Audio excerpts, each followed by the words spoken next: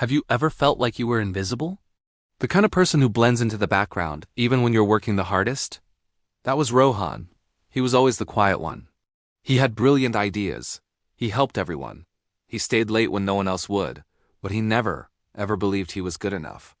Whenever someone praised him, saying, "Rohan, you're so talented," he'd just smile shyly and brush it off.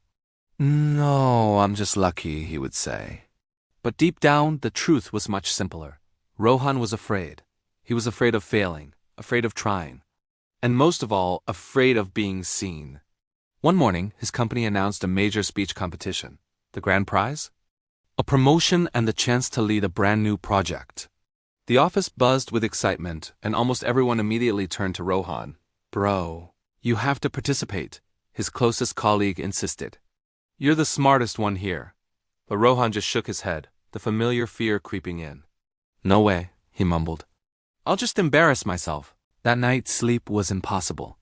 Rohan paced his room, restless.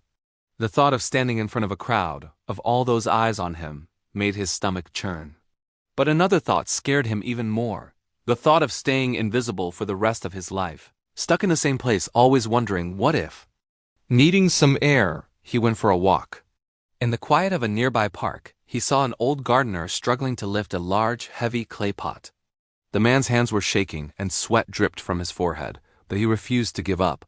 Rohan didn't hesitate. He rushed over to help. Together, slowly but surely, they moved the heavy pot into its proper place.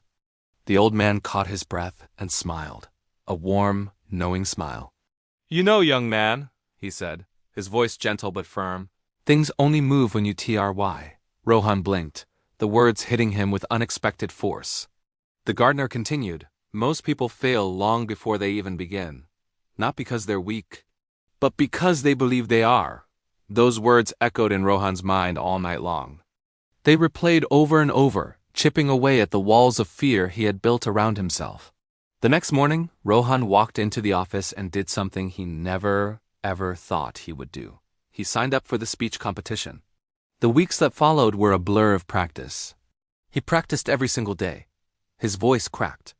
His knees shook. He forgot his lines more times than he could count. But for the first time, he didn't quit. He pushed through the discomfort, through the fear. When the day of the event finally arrived, Rohan stood backstage, his palms drenched in sweat, his heart pounding against his ribs like a drum. He felt the old fear trying to pull him back, telling him to run. But then he remembered the gardener's words. He took a deep, shaky breath and walked onto the stage.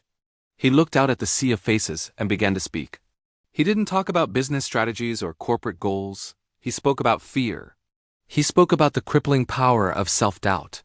He spoke about hiding from opportunities because he thought he wasn't worthy. He spoke his truth. The more he spoke, the steadier his voice became. The more he shared his vulnerability, the more powerful he felt.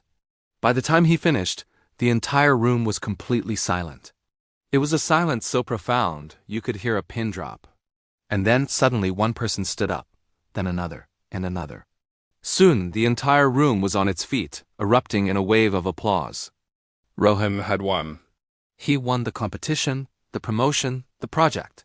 But the real victory, the one that truly mattered, wasn't the applause or the certificate he held in his trembling hands.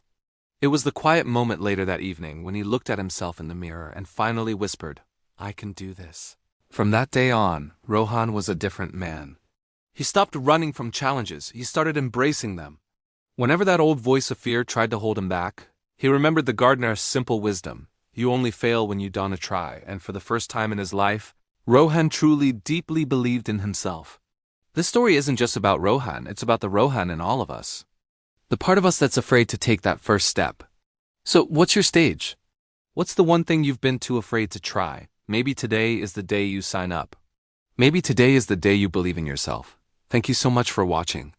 If this story resonated with you, please hit that like button and subscribe for more content that inspires. We'll see you in the next video.